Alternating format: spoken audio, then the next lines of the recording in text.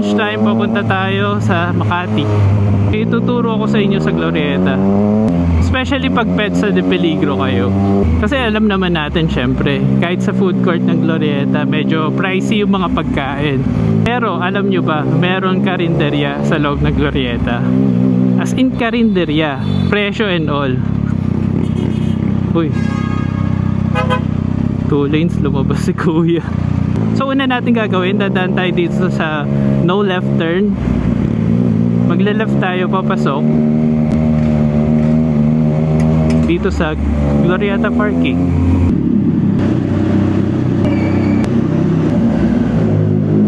Ito yung mismong karinderya. So ang pangalan niya, Pinoy Cuisine, kusina ni Itay. Tinuro lang sa akin yung lugar eh. Mukhang marami ng mga empleyadong kumakain.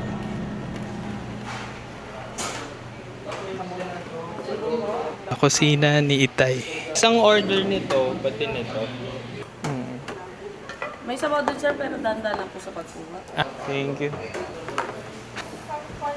So ang kinuha natin dito, estopado, pati chicken adobo, tapos calamansi juice. 205 lahat. Dalawa na yung ulam. Habang nag-chill yung mga tao, nanonood sila dun sa mga Pinoy films. Tapos dito, may mga snack ka na mabibili. May mga noodles rin.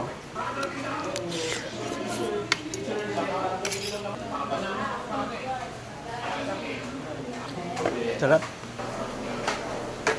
Kung gusto nyo puntahan nitong kusina ni Itay, nandito siya sa Glorieta. Tapos, basement 2, hanapin nyo itong P13. Yung P13 malapit sa P12.